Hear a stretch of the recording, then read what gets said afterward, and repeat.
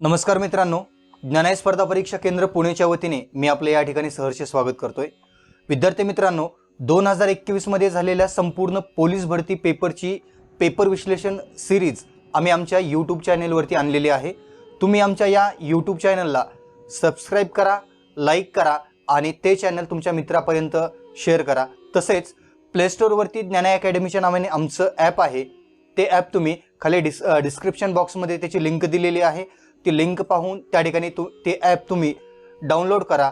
तसेच टेलिग्राम चॅनलवरती ज्ञानाय अकॅडमीच्या नावाने आमचं टेलिग्राम चॅनल आहे, ते सुद्धा त्याची लिंक खाली आम्ही तुम्हाला डिस्क्रिप्शन बॉक्समध्ये दिलेली आहे, तुम्ही ती पाहू शकता आणि आमचं टेलिग्राम मित्रांनो तुम्ही जॉईन करू शकता। आज मित्रांनो आपण स्पर्धा परीक्षेमधील अतिशय महत्त्वाचा असणारा विषय जो की गणित या विषयामधील मी आज तुम्हाला पोलीस भरती असेल किंवा सरळ सेवा त्याचबरोबर MPSC लेवलला जर तुम्ही विचार केलात तर स्पर्धा परीक्षेमधील जो की महत्त्वाचा असणारा गणित हा विषय स्पर्धा परीक्षेचा मित्रांनो आत्मा समजला जातो। जेणेकरून सध्याला तुम्ही कोणतीही पोस्ट मिळवत असताना जर गणित विषय तुमचा प्लसमध्ये असेल, जर तुम्ही गणित विषयावर तुमची जर पकड असेल तर तुम्हाला 100% मित्रांनो पोस्ट भेटते। जेणेकरून स्पर्धा परीक्षेमध्ये जे अतिशय महत्त्वाचा समजला जाणारा विषय या विषयातील आज आपण पोलीस भरतीच्या अँगलला आणि त्याचबरोबर तलाठी भरती, ग्रामसेवक भरती असेल किंवा आरोग्य भरती ज्या काही सरळ सेवेच्या भरती जिल्हा मंडळामार्फत होत असतात त्याच्यामध्ये गणित या विषयाचं वेटेज किती मार्काला आहे याबद्दल आपण थोडक्यात माहिती पाहू आणि त्याच्यानंतर प्रत्यक्षात गणित या विषयातील पहिला जो टॉपिक आहे, जो पहिला टॉपिक आज आम्ही ज्ञानाय स्पर्धा परीक्षा केंद्र पुणेच्या वतीने तुमच्यापर्यंत घेऊन आलोय मित्रांनो, त्या टॉपिकचं नाव आहे संख्या व संख्येचे प्रकार। टॉपिकला सुरुवात करण्याच्या पूर्वी मी अगोदर एक्झाम मध्ये या सब्जेक्टचं वेटेज किती मार्काला आहे याची आपण थोडक्यात माहिती पाहू आणि प्रत्यक्षात आपण त्या टॉपिकची सुरुवात करू। मित्रांनो बघा, जर तुम्ही फक्त पोलीस भरतीच्या अँगलने जर विचार केलात, फक्त पोलीस भरती, जर पोलीस भरतीच्या अँगलने जर या सब्जेक्टचा विचार केलात तर पोलीस भरतीमध्ये या सब्जेक्टला मित्रांनो जवळपास 25 मार्काचं त्यांनी वेटेज दिलेलं आहे। अतिशय महत्त्वाचा घटक, जेणेकरून 25 मार्काला ते 25 प्रश्न विचारत असतात। एक प्रश्न त्यांनी एका मार्काला विचारलेला आहे फक्त पोलीस भरतीमध्ये। पण ज्यावेळेस तुम्ही पोलीस भरती सोडून त्याच्यामध्ये तलाठी असेल, ग्रामसेवक असेल, आरोग्य भरती असेल किंवा इतर स्पर्धा परीक्षामध्ये ज्या काही सरळ सेवेमार्फत घेतलेल्या परीक्षा आहेत त्याच्यामध्ये मित्रांनो या गणित या विषयाचं वेटेज त्यांनी जवळपास 12 ते 13 मार्काला दिलेला आहे। जेणेकरून गणित आणि बुद्धिमापन या दोन सब्जेक्टचा जर तुम्ही विचार केलात तर गणित आणि बुद्धिमापन या दोन्ही विषयाचं मित्रांनो पोलीस भरती सोडून इतर ठिकाणी 25 मार्काचं वेटेज दिलेलं आहे। या 25 मार्कामध्ये तुम्हाला गणिताचे कमी जास्त प्रमाणामध्ये 12 ते 13 प्रश्न विचारले जाऊ शकतात किंवा या ठिकाणी बुद्धिमापनचे 12 ते 13 प्रश्न विचारले जाऊ शकतात। दोन्हीचं कॉम्बिनेशन मित्रांनो या ठिकाणी 25 मार्काचा दिलेला आहे। अतिशय महत्त्वाचा घटक आहे, अतिशय महत्त्वाचा सब्जेक्ट आहे, जेणेकरून स्पर्धा परीक्षेमध्ये ज्या विद्यार्थ्याची या विषयावरती पकड असेल त्या विद्यार्थ्याची 100% पोस्ट फिक्स असणार आहे मित्रांनो। आणि ते असतेच, कारण याच्यामध्ये तुम्हाला जवळपास कॅल्क्युलेशन बेसवरती तुमचा जो बुद्ध्यांक आहे तो बुद्ध्यांक या ठिकाणी चेक केला जातो मित्रांनो। आज आपण जो काही क्लास 3 पासून जवळपास MPSC राज्यसेवेपर्यंत जे काही 1-2 मार्काला प्रश्न प्रत्येक वेळी विचारला जातो तो म्हणजे संख्या आणि संख्येच्या प्रकारावरील। आता मित्रांनो जर तुम्ही सरळ सेवेच्या अँगलने विचार करता त्यावेळेस या टॉपिकवरती आपल्याला 3 ते 4 प्रश्न विचारलेले आहेत, ते वेगवेगळ्या पद्धतीने असतील। त्याच्यामध्ये घ्या नैसर्गिक संख्येचा प्रकार विचारलेला आहे। नैसर्गिक संख्येमध्ये त्यांनी नेमकं विचारले काय, नैसर्गिक संख्येची आपल्याला बेरीज विचारली आहे त्यांनी, क्रमागत नैसर्गिक संख्या असतील त्यांची बेरीज किती आहे, किंवा क्रमागत नैसर्गिक संख्येच्या घनांची बेरीज विचारलेली आहे, क्रमागत नैसर्गिक संख्येच्या वर्गांची बेरीज विचारलेली आहे। तसेच याच संख्या व संख्येच्या प्रकारामध्ये तुम्हाला मूळ संख्या असतील 1 ते 100 पर्यंत एकूण मूळ संख्या किती आहेत, किंवा त्रिकोणी संख्या असतील, परिमेय संख्या, अपरिमेय संख्या, जे काही संख्येचे दिलेले पूर्ण प्रकार आहेत त्या संख्येच्या पूर्ण प्रकारावरचं वेटेज त्याने 3 ते 4 मार्काला या टॉपिकमध्ये दिलेलं आहे। आता बघा मित्रांनो, आपण प्रत्यक्षात या ठिकाणी ज्यावेळेस संख्या आणि संख्येच्या प्रकार या टॉपिकची सुरुवात करतोय त्यावेळेस आपल्याला संख्येतील पहिला जो प्रकार जाणवतोय तो पहिला प्रकार, किंवा ज्यावेळेस गणिताची रचना झाली आणि गणिताची रचना झाल्याच्या नंतर दैनंदिन जीवन जगत असताना प्राचीन काळी असलेला मानव सध्याला मातृभाषेमध्ये जो काही विद्यार्थी लहानपणापासून आपली मातृभाषा शिकतो त्याच्यामध्ये असलेलं गणित हा विषय, तसेच संपूर्ण जगामध्ये प्रचलित असलेली इंग्रजी भाषा त्याच्यामध्ये गणिताचे जे काही दिलेले चिन्ह आहेत याची मी अगोदर तुम्हाला थोडक्यात माहिती देणार आहे, जेणेकरून आपल्याला प्रत्यक्षात रोमन संख्या असतील, इंग्रजीतील संख्या असतील, तसेच आपली जी काही मातृभाषा आहे मराठी त्याच्यामध्ये जे काही देवनागरी भाषेमध्ये दिलेले संख्या चिन्ह आहेत त्याचा आधार, त्याचा उपयोग आपल्याला संख्या आणि संख्येच्या प्रकारामध्ये प्रत्यक्षात करावा लागतो. त्यामुळे जसं आपण संख्या आणि संख्येच्या प्रकाराकडे जातो त्यावेळेस मित्रांनो आपल्याला अगोदर जे काही संख्येचे चिन्ह आहेत त्या संख्येच्या चिन्हाची आपल्याला या ठिकाणी माहिती पाहावी लागते. मित्रांनो आता एक लक्षात घ्या, ज्यावेळेस बेसिकमध्ये आपण संख्या व संख्येचे प्रकार याची माहिती पाहतो त्याच्या अगोदर थोडीशी बेसिकमध्ये आपण माहिती पाहू.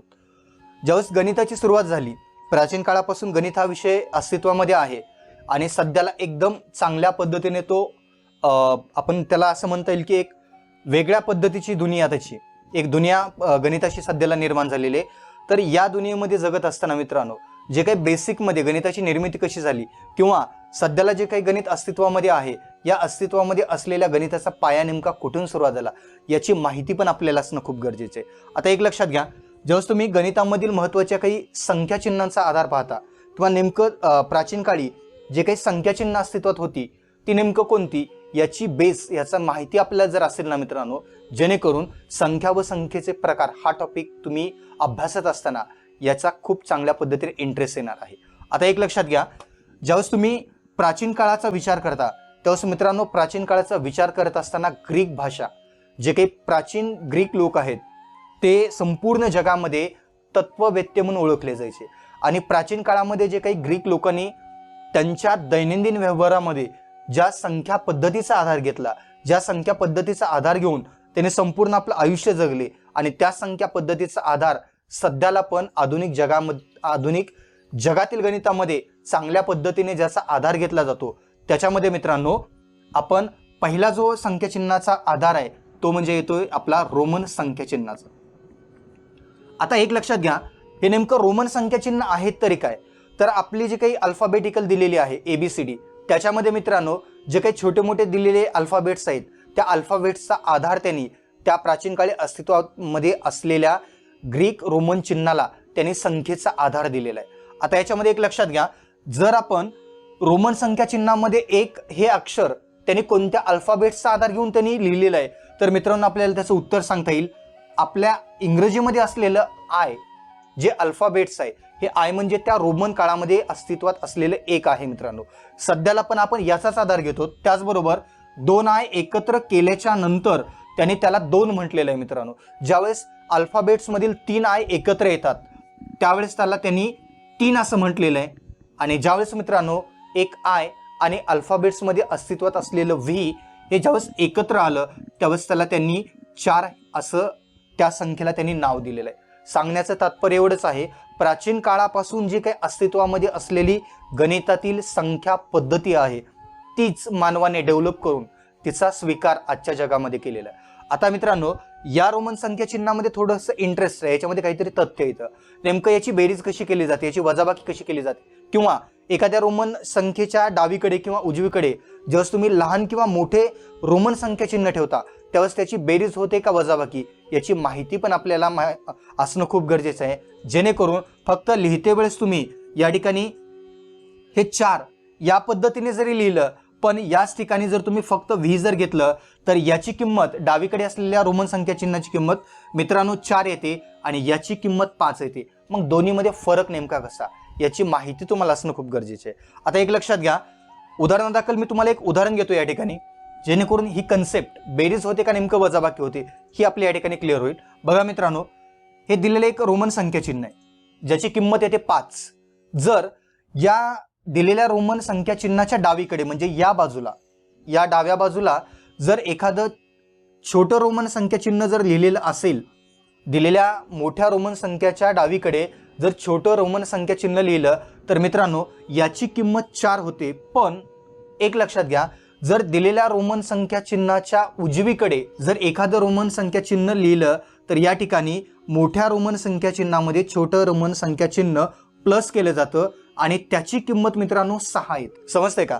मोठ्या रोमन संख्याच्या उजवीकडे जेव्हा छोटं रोमन संख्या चिन्ह लिहिलं जातं त्यावेळेस त्याची किंमत 6 येते. पण ज्यावेळेस एखाद्या मोठ्या रोमन संख्याच्या डावीकडे एखादं छोटं रोमन संख्या चिन्ह लिहिलं जातं त्यावेळेस मित्रांनो मोठ्या संख्येतून छोटी संख्या मायनस केली जाते आणि त्याची किंमत मित्रांनो 4 येते. हे रोमन संख्या चिन्हामध्ये प्लस आणि मायनस याच्यामध्ये दिलेला हा फरक आहे. जेणेकरून ज्यावेळेस तुम्ही इथं दिलेलं रोमन संख्या चिन्ह आहे मित्रांनो 5, या 5च्या तुम्ही उजवीकडे जर या पद्धतीचे 3 रोमन संख्या चिन्ह जर लिहिले तर त्यांची या ठिकाणी मित्रांनो बेरीज केली जाते आणि याची किंमत येते मित्रांनो 8.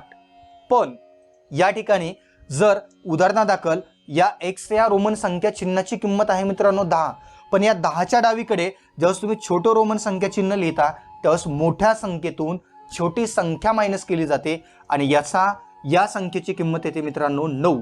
या पद्धतीने रोमन संख्या चिन्हाची काही तथ्य आहेत, त्याची काही वैशिष्ट्ये आहेत. आता या ठिकाणी जेव्हा तुम्ही रोमन संख्या चिन्हाचा आधार घेतला त्याच्यानंतर संपूर्ण जगामध्ये अस्तित्वामध्ये असलेली भाषा ती म्हणजे मित्रांनो इंग्रजी.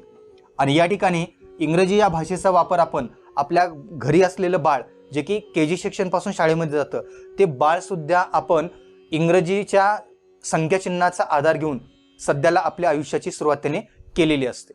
बघा मित्रांनो, जर तुम्ही रोमन संख्या चिन्ह पाहता त्याच्यानंतर संपूर्ण जगामध्ये प्रसिद्ध असलेली भाषा ती म्हणजे इंग्रजी. आता या ठिकाणी आपण KG सेक्शनमध्ये असलेलं आपलं छोटं घरातील बाळ आणि जवळपास आपण ग्रॅज्युएशन करून जेव्हा डिग्री घेऊन बाहेर पडतो तिथपर्यंत आणि दैनंदिन जीवन जगत असताना आपण आंतरराष्ट्रीय संख्या चिन्हाचा आधार घेतो. त्याच्यामध्ये आंतरराष्ट्रीय संख्या चिन्हामध्ये जे काही इंग्रजीमध्ये दिलेले संख्या चिन्ह आहेत त्याच्यामध्ये मित्रांनो या ठिकाणी 1 असेल, 2 असेल, 3 असेल, 4, 5, 6 या पद्धतीची दिलेली असंख्य संख्या चिन्ह आहेत आणि या संख्या चिन्हाचा आपण आपल्या दैनंदिन जीवन जगत असताना आधार घेत असतो.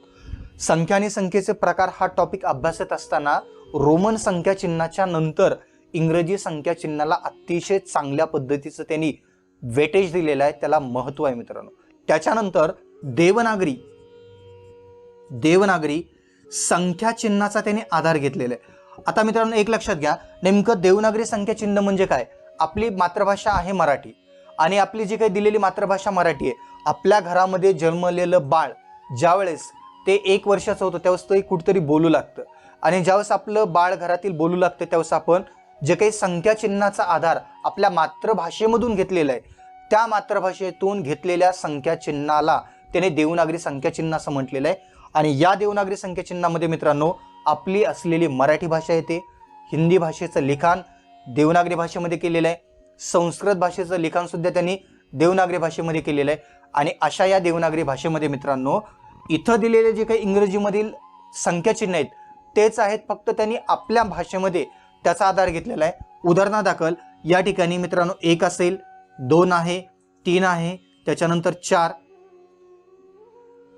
त्याच्यानंतर या ठिकाणी असलेलं हे 5, हे असलेलं 6 डॅश दिलेल्या या देवनागरी संख्या चिन्ह या अनंत आहेत, त्याची गणती आपण करू शकत नाही. या ठिकाणी जेव्हा तुम्ही संख्येच्या प्रकाराकडे जाताय त्यावेळेस आपण बेसिकली जे काही संख्येचे चिन्ह आहेत त्या संख्येच्या चिन्हामध्ये आपण या ठिकाणी रोमन संख्या चिन्ह, इंग्रजी संख्या चिन्ह आणि त्याच्यानंतर मित्रांनो देवनागरी संख्या चिन्ह या 3 संख्या चिन्हाची माहिती पाहिली. आता या ठिकाणी प्रत्यक्षात संख्या व संख्येच्या प्रकारामधील जो काही पहिला दिलेला प्रकार आहे त्या पहिल्या घटकाची आपण या ठिकाणी माहिती पाहू.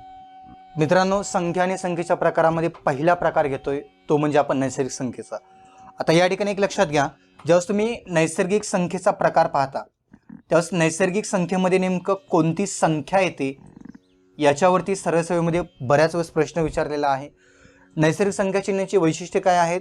नैसर्गिक संख्या चिन्हामध्ये बेरीज असेल, वर्गांची बेरीज असेल, घनांची बेरीज असेल, क्रमागत नैसर्गिक संख्येची बेरीज असेल, अशा अनेक पद्धतीचे प्रश्न त्यांनी एक्झाममध्ये विचारलेले आहेत. मित्रांनो नैसर्गिक संख्येमध्ये आपल्याला कोणत्या संख्या येतात किंवा याची नेमकी व्याख्या काय हे आपल्याला सांगत असताना दिलेला शब्दच आहे मित्रांनो नैसर्गिक आणि या ठिकाणी पुढे दिलेला आहे त्यांनी संख्या.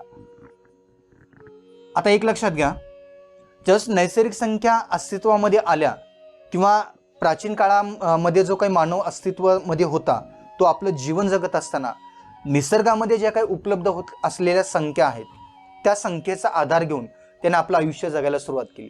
आणि तुम्ही ज्यावेळेस नैसर्गिक संख्या या घटकाकडे विशेषतः पाहता त्याच्यामध्ये नैसर्गिक संख्येची व्याख्या तुम्हाला सरळसेवेमध्ये विचारलेली आहे. त्याचबरोबर या नैसर्गिक संख्येमध्ये त्यांनी काही नैसर्गिक संख्येचे वैशिष्ट्य विचारलेले आहेत. सुरुवातीला आपण नैसर्गिक संख्या म्हणजे काय याची व्याख्या पाहूत मित्रांनो. आता एक लक्षात घ्या, ज्या संख्या निसर्गामध्ये प्रचंड प्रमाणामध्ये उपलब्ध आहेत, मुबलक प्रमाणामध्ये म्हणता येईल, प्रचंड प्रमाणामध्ये म्हणण्यापेक्षा ज्या संख्या निसर्गामध्ये मुबलक प्रमाणामध्ये उपलब्ध आहेत आणि ज्या संख्येची गणती आपण किती आहे हे करू शकत नाही, त्याला आपण नैसर्गिक संख्या असे म्हणतो. आता एक लक्षात घ्या मित्रांनो, जरी नैसर्गिक संख्या निसर्गामध्ये मुबलक प्रमाणामध्ये उपलब्ध असल्या तरीही नैसर्गिक संख्येची सुरुवात कोठून होते किंवा नैसर्गिक संख्येला त्यांनी आणखीन कोणती वेगळी नावं दिली आहेत का, यावरती पण आपल्याला सरळ सोयीमध्ये प्रश्न विचारलेला आहे. आपल्याला पूर्ण अँगलने त्याची माहिती घ्यायची. आता मित्रांनो, ज्यावेळेस तुम्ही नैसर्गिक संख्येला आपण व्यावहारिक संख्या या नावाने पण ओळखतो, व्यावहारिक संख्या, त्याचबरोबर याच नैसर्गिक संख्येला मित्रांनो आपण गणसंख्या असे पण म्हणतो, गणसंख्या, आणि त्याच पद्धतीने याच संख्येला आपण मोज संख्या या नावाने पण ओळखतो. मित्रांनो, जरी नैसर्गिक संख्येला त्याने व्यावहारिक संख्या, गणसंख्या आणि मोज संख्या हे दिलेली एकापेक्षा जास्त नावं जरी असली तर एक्झाम मध्ये ही नावं विचारली आहेत का, तर याचं सरळ एका वाक्यामध्ये उत्तर आहे मित्रांनो हो.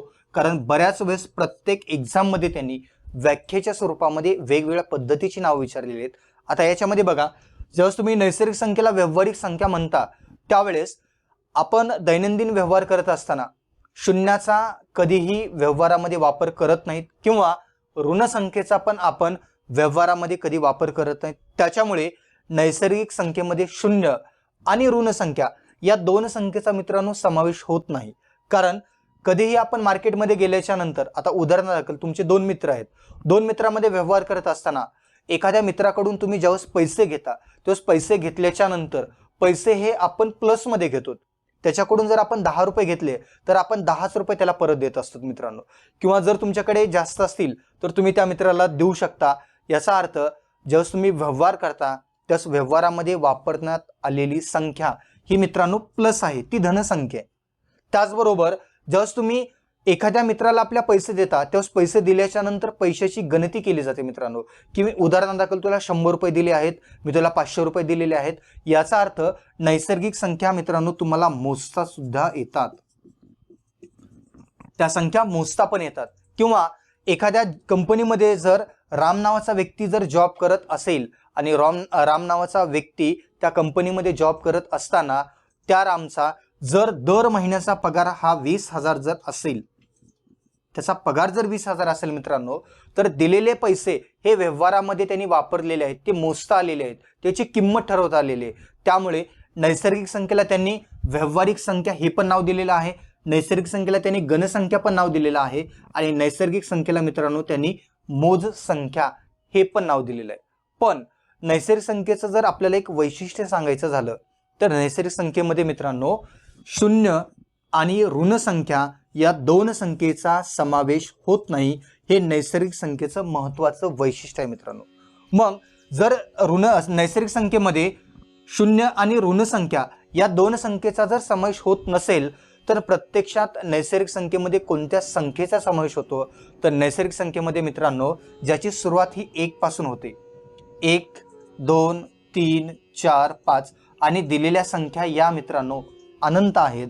त्यामुळे नैसर्गिक संख्येच्या वैशिष्ट्यामध्ये आपल्याला आणखीन एक वैशिष्ट्य त्याच्यामध्ये सांगता येईल की नैसर्गिक संख्येची सुरुवात मित्रांनो 1 पासून होते आणि दिलेल्या संख्या या अनंत आहेत, जेणेकरून त्याची मोजमाप आपल्याला करता येणार नाही. त्याच्यामुळे या ठिकाणी जेव्हा तुम्ही नैसर्गिक संख्येची व्याख्या पाहिली त्याच्यानंतर आपण त्याची दोन मुख्य वैशिष्ट्ये पाहिलेली आहेत. त्याचबरोबर त्याची सुरुवात कुठून झाली याची पण आपण या ठिकाणी माहिती घेतली आहे. आता एक्झाममध्ये आपल्याला ज्या वेळेस नैसर्गिक संख्येमध्ये विविध प्रकारचे प्रश्न विचारले जातात त्याच्यामध्ये कोणत्या प्रकारचे प्रश्न विचारतात ते प्रकार आपण मित्रांनो प्रत्यक्षात या ठिकाणी मी अगोदर घेणार आहे, जेणेकरून नैसर्गिक संख्येची पूर्ण बेसिकली माहिती पाहिल्याच्या नंतर मी संख्येच्या पुढील प्रकाराकडे जाणार आहे.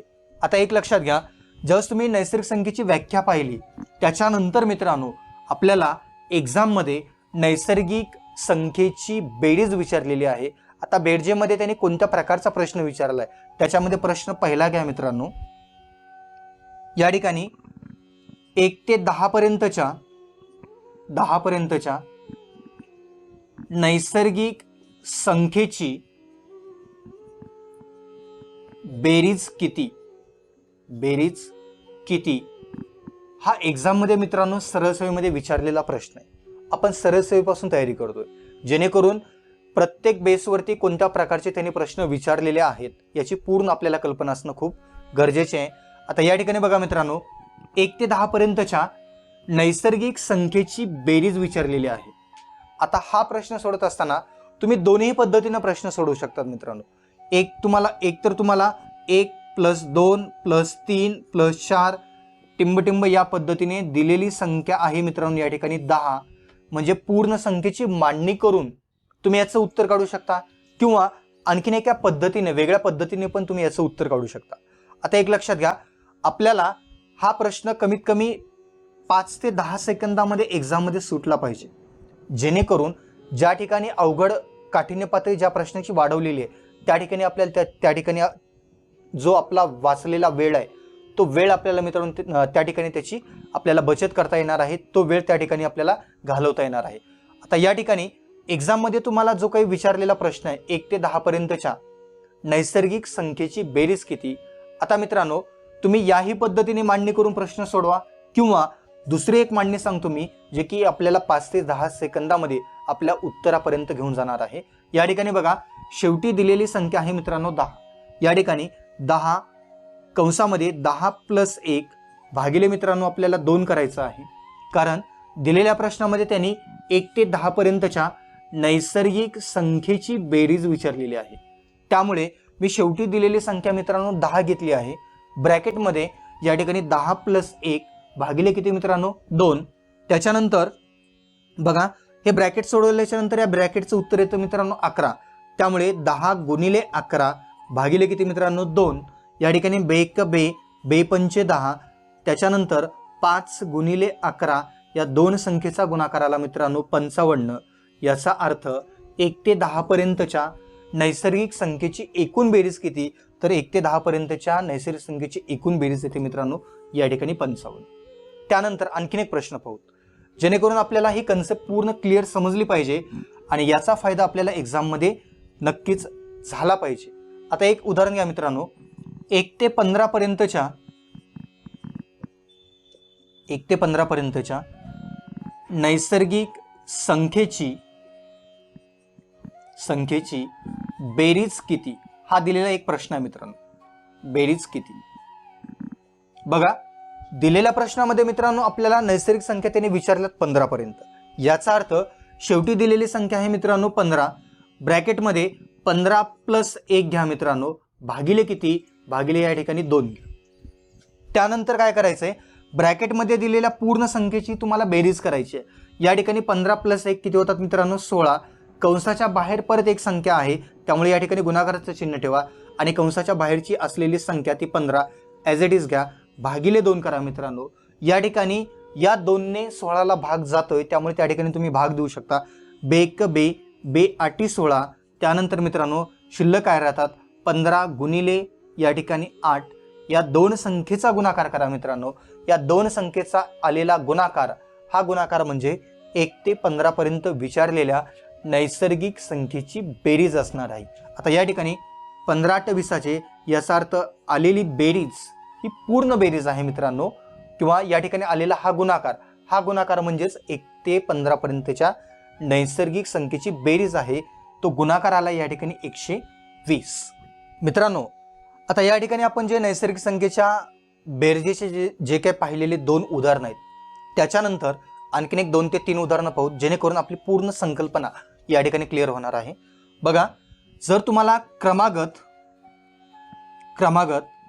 नैसर्गिक संख्येची बेरीज हा जर शब्द एक्झाम मध्ये दिलेला असेल तर मित्रांनो एक समजून घ्या, क्रमागत या शब्दाचा अर्थ होतोय ज्याची सुरुवात ही 1 पासून झालेली आहे. शब्द आठवणीमध्ये ठेवा आणि याचा अर्थ पण आठवणीमध्ये ठेवा.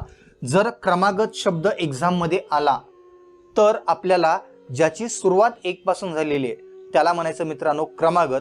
आता उदाहरणादाखल एक उदाहरण घेऊन आपण उदाहरण घेऊन ही संकल्पना या ठिकाणी क्लिअर करून घेऊ. एक्झाम मध्ये बघा क्रमागत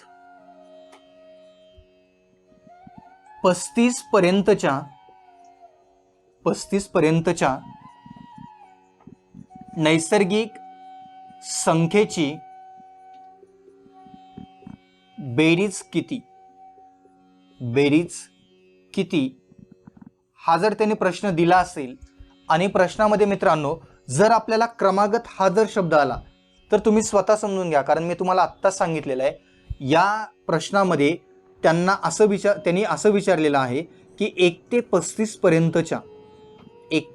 पर्यंतच्या क्रमागत नैसर्गिक संख्येची बेरीज किती हे त्यांना उत्तर अपेक्षित आहे. आता या ठिकाणी आणखीन एक शॉर्ट पद्धत सांगतोय प्रश्न कसा सोडवायचा. आपल्याला दिलेली संख्या आहे मित्रांनो या ठिकाणी 35च्या पुढची संख्या घ्या मित्रांनो आणि जी पुढची संख्या घेते त्या संख्येची तुम्ही 50% घेऊ शकता.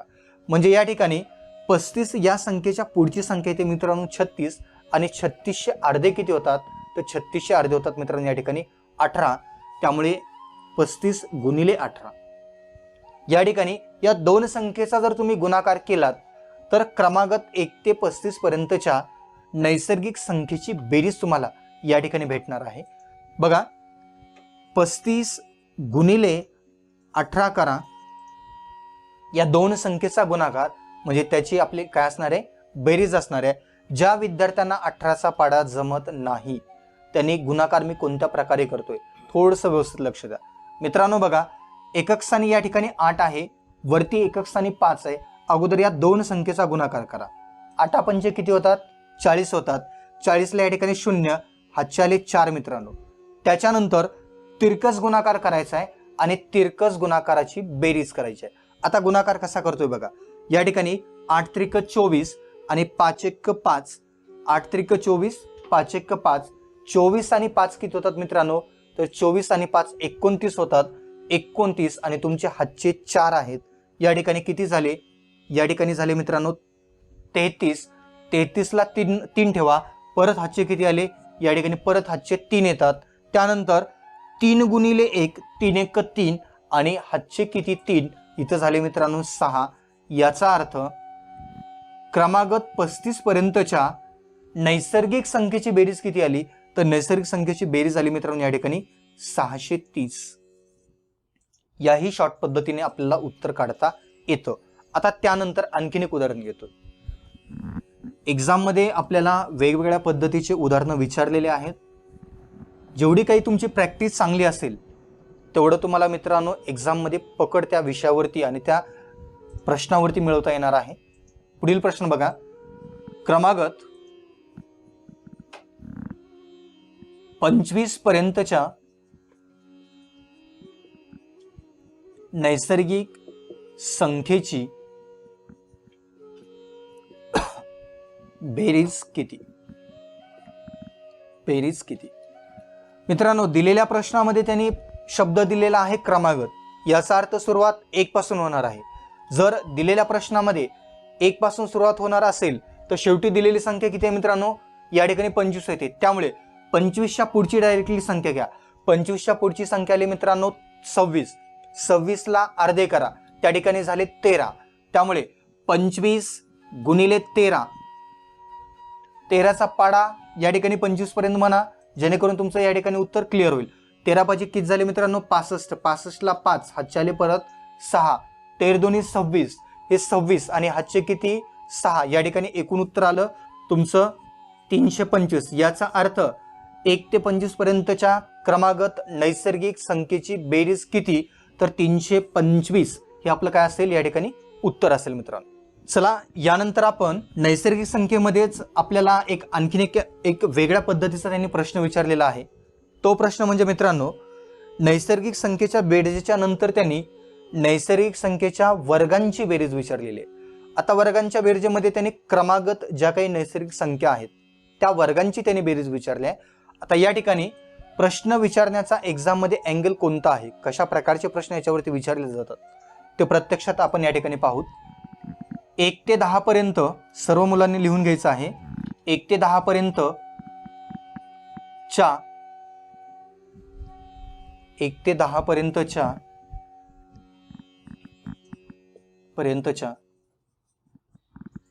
नैसर्गिक संख्येच्या वर्गांची बेरीज किती? वर्गांची बेरीज किती? मित्रांनो, प्रश्न सोपा आहे. फक्त प्रश्नामध्ये त्यांनी दिले काय नेमकं ते चेक करा. 1 ते 10 पर्यंतच्या नैसर्गिक संख्येच्या वर्गांची बेरीज तुम्हाला शोधायची.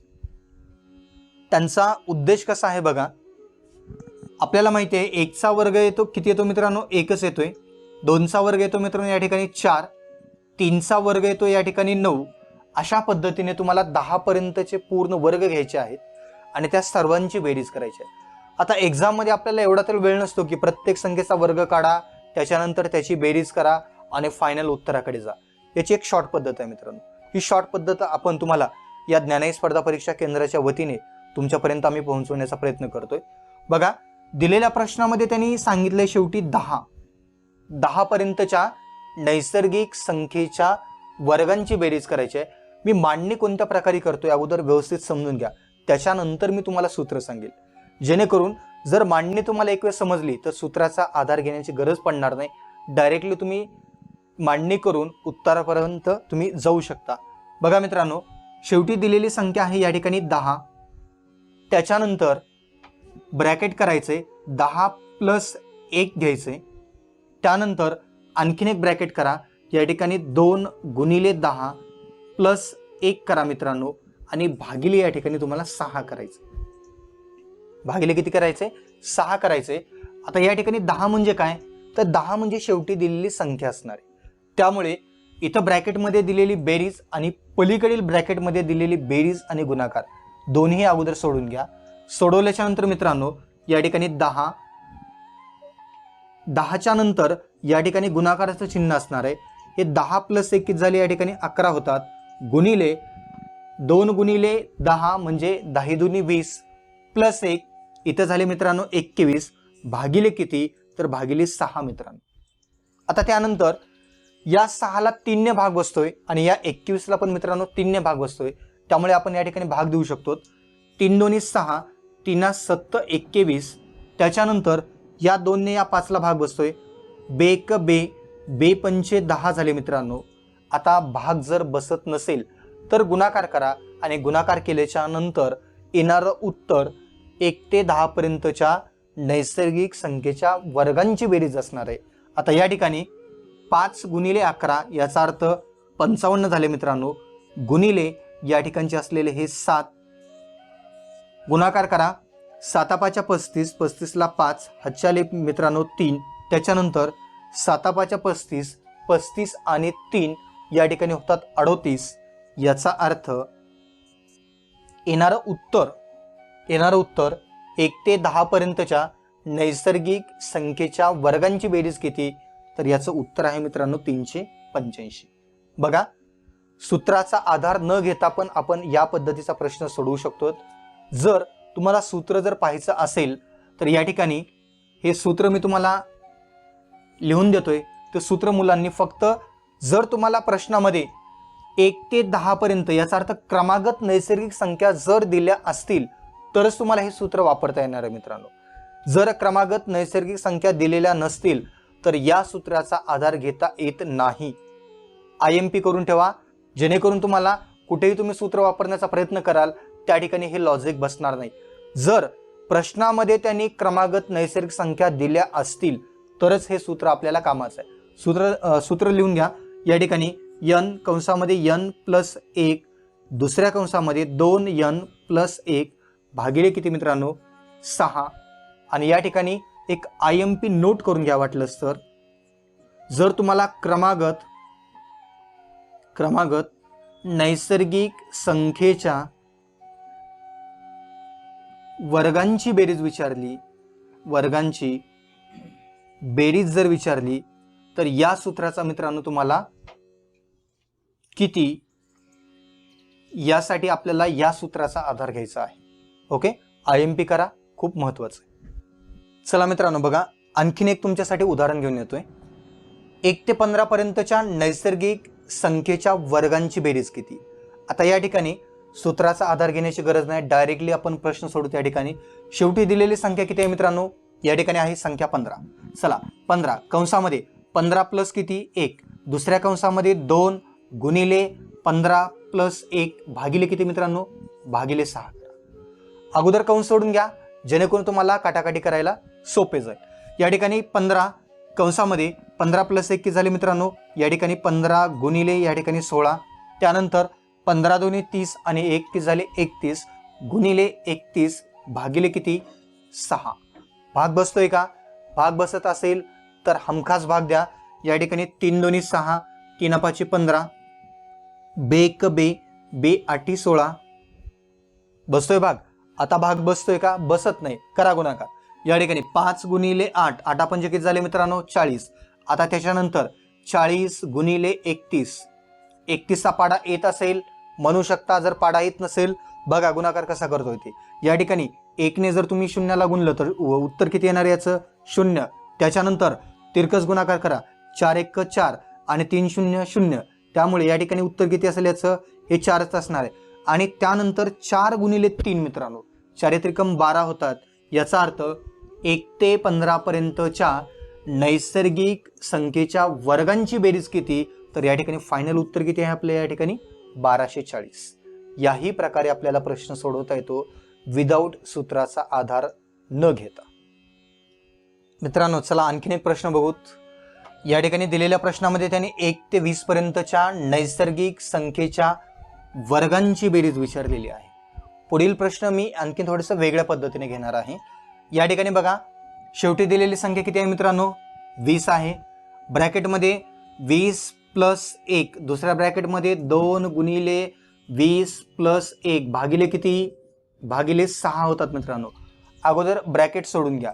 ब्रॅकेट सोडवल्याच्या नंतर इथं 20 गुणिले या दोन संख्येची बेरीज 21 गुणिले 20 दोन्ही 40 आणि प्लस 1 किती 41 भागिले किती होतात मित्रांनो 6. ज्या ठिकाणी भाग बसतोय त्या ठिकाणी भाग द्या आणि ज्या ठिकाणी भाग बसत नाही त्या ठिकाणी फायनली गुणाकार करा. या ठिकाणी 3 दोन्ही 6, 3 7 21, बे 1 बे, बे 10 20 झाले. आता गुणाकार करा कारण भाग बसत नाही. 10 गुणिले 7 म्हणजे किती झाले मित्रांनो, या ठिकाणी 70 झाले. 70 गुणिले किती 41, करा गुणाकार. सांगितलेल्या पद्धतीने गुणाकार करा. या ठिकाणी 1 0 0 तिरकस गुणाकार, 7 1 7 आणि 4 0 0. या ठिकाणी इकडचा गुणाकार किती आला मित्रांनो 0 आला आणि या ठिकाणचा गुणाकार किती आला 7 आला, त्यामुळे या ठिकाणी 7 ठेवा. आता परत या दोन संख्येचा गुणाकार 7 चौकी झाले 28 झाले, त्यामुळे फायनल येणारं उत्तर किती असेल 2870. हे आपलं 1 ते 20 पर्यंतच्या नैसर्गिक संख्येच्या वर्गांची बेरीज आहे. पोलीस भरती, तलाठी भरती, ग्रामसेवक, आरोग्यसेवक, सरळ सेवेमध्ये हमखास प्रत्येक वर्षी प्रत्येक एक्झामला 1 मार्काला प्रश्न विचारलाच जातो. प्रश्न महत्वाचा आहे जेणेकरून आपल्या प्रश्नावरतीच आपली पोस्ट आहे. ओके, प्रश्न महत्वाचा आहे, लिहून घ्या व्यवस्थित. मित्रांनो प्रॅक्टिस बेसवरती आणखीन एक प्रश्न बघा. आता या प्रश्नामध्ये मी थोडंसं फक्त बदल केलेला आहे. बदल काय आहे, क्रमागत शब्द दिलाय. क्रमागत याचा अर्थ तुम्हाला मी आत्ताच सांगितलं. क्रमागत म्हणजे काय, ज्याची सुरुवात 1 पासून झालेली आहे. एक्झाममध्ये तुम्हाला गुगली टाकण्याचा प्रयत्न केला जातो. 1 ते 20 पर्यंत म्हणले की तुम्ही 100% उत्तर काढता, पण थोडासा प्रश्न जर फिरून आला, या ठिकाणी प्रश्न त्यांनी तोच विचारला, फक्त शब्द काय टाकलाय क्रमागत. सुरुवात कुठून होणार आहे 1 पासून. तर या ठिकाणी बघा, क्रमागत 20 पर्यंतच्या नैसर्गिक संख्येच्या वर्गांची बेरीज किती. तर या ठिकाणी मित्रांनो 20 कंसामध्ये 20 प्लस 1, दुसऱ्या कंसामध्ये 2 गुणिले 20 प्लस 1 भागिले किती मित्रांनो 6 करा. या दोन संख्येची बेरीज इथं 20 गुणिले 21 गुणिले या ठिकाणी 41 आली मित्रांनो भागिले किती 6. 3 दोन्ही 6, 3 7 21, बे 1 बे, बे 10 20 झाले. या ठिकाणी 70 गुणिले 41, फायनल उत्तर किती, या ठिकाणी 1 0 0, 7 1 7 आणि 7 चौक 28. त्यामुळे येणारं उत्तर किती असेल परत 2870 हे आपलं फायनल उत्तर आहे. क्रमागत आणि 1 पासून दोन्ही शब्द व्यवस्थित आठवणीमध्ये ठेवा, विसरायचं नाही. 1 मार्क महत्वाचा आहे. मित्रांनो, नैसर्गिक संख्येच्या प्रकारामध्येच एक्झाममध्ये जो काही वेगळा प्रकार आणखीन विचारला जातोय, आपण क्रमागत नैसर्गिक संख्येची बेरीज पाहिली, आपण क्रमागत नैसर्गिक संख्येच्या वर्गांची बेरीज पाहिली, आता घनांची बेरीज. यावरती बऱ्याच ठिकाणी बऱ्याच एक्झामला प्रश्न विचारलेला आहे. MPSC पर्यंत या ठिकाणी या प्रकाराला त्यांनी वेटेज दिलेलं आहे. त्याच्यामुळे सरळ तर हमखास प्रश्न विचारला जातो. मांडणी त्याच पद्धतीची आहे, थोडीशी गुगली टाकली. वेगळं काय आहे बघा. आता या ठिकाणी 1 ते 9 पर्यंतच्या घणांची बेरीज किती, म्हणजे त्यांना प्रश्नामध्ये असं सांगायचं आहे 1 ते 9 पर्यंतच्या नैसर्गिक संख्येच्या घनांची बेरीज किती. मित्रांनो, या ठिकाणी तुम्हाला एक चौकटी कंस बनवायचा अगोदर, आणि या चौकटी कंसामध्ये या ठिकाणी 9 परत एक छोटा कंस बनवायचा आहे. या ठिकाणी 9 + 1 हा चौकटी कंस बंद करायचा आहे, भागिले 2 करायचे, आणि या ठिकाणी या चौकटी कंसाचा तुम्हाला वर्ग करायचा. मांडणी या प्रकारे करायची. 9 म्हणजे शेवटी दिलेली संख्या, कंसामध्ये 9 + 1 भागिले किती मित्रांनो, 2. आता या ठिकाणी अगोदर सुरुवातीला आतमध्ये दिलेला हा कंस सोडून घ्या. इथली बेरीज झाली मित्रांनो 9 × 10 भागिले किती, 2, आणि या कंसाचा काय आहे, वर्ग आहे. या ठिकाणी 2 × 2 = 10. या ठिकाणी फायनल उत्तर आलं मित्रांनो 9 × 5 म्हणजे 9 × 5 = 45, आणि 45 ही संख्या मित्रांनो चौकटी कंसामध्ये. आता तुम्हाला या ठिकाणी या संख्येचा जर तुम्ही वर्ग केला तर वर्ग केल्याच्या नंतर फायनल येणारं उत्तर काय असणार आहे, ती घनांची बेरीज असणार आहे. फक्त सूत्राची मांडणी तुम्हाला या पद्धतीने करायची आहे, किंवा या प्रश्नाची मांडणी अशा पद्धतीने करायची आहे. आता या ठिकाणी 45 या संख्येचा वर्ग किती, तर एकक स्थानी मित्रांनो 5 दिलेला आहे, त्यामुळे 5चा वर्ग ॲज इट इज लिहून घ्या 25, आणि इथं दिलेली संख्या आहे मित्रांनो 4. 4च्या पुढची संख्या 5 येते, या दोन संख्येचा गुणाकार करा, 4 × 5. याचा अर्थ येणारं उत्तर किती असेल, 4 × 5 = 20. हे 2025 म्हणजेच काय असणार आहे, 45 या संख्येचा वर्ग आणि 45 या संख्येचा आलेला वर्ग, किंवा 2025 हे आलेलं उत्तर म्हणजेच मित्रांनो 1 ते 9 पर्यंतच्या घणांची बेरीज आहे. आता तुम्ही म्हणाल की सर आपल्याला घन विचारले आणि तुम्ही वर्गांची बेरीज का केली. मित्रांनो, याच्यामध्ये एक लक्षात घ्या, आपण 1चा घन म्हणजे दिलेली संख्या आपण 3 वेळा लिहितो आणि याचा गुणाकार करतो. 1चा घन किती आला मित्रांनो, 1 आला. त्याच्यानंतर 2 या संख्येला आपण 3 वेळा लिहितो, आणि लिहिल्याच्या नंतर मित्रांनो त्याचा घन येतोय या ठिकाणी 8. त्यानंतर 3 ही संख्या मित्रांनो 3 × 3 × 3 लिहिल्याच्या नंतर त्याचं उत्तर येतं मित्रांनो 27. अशा प्रकारे तुम्हाला 9 पर्यंतचे पूर्ण घन लिहून घ्यायचे आहेत, आणि त्यांची बेरीज केल्याच्या नंतर येणारी बेरीजच मित्रांनो ही या प्रकारची असणार आहे. त्याच्यामुळे शॉर्ट पद्धतीने आपल्याला एक्झाममध्ये उत्तर काढणं अपेक्षित आहे, जेणेकरून त्याचा फायदा आपल्याला पुढील प्रश्नासाठी होणार आहे. ओके, या पद्धतीचं समजून घ्या. पुढील प्रश्नामध्ये मी तुम्हाला याचं सूत्र पण लिहून देतो.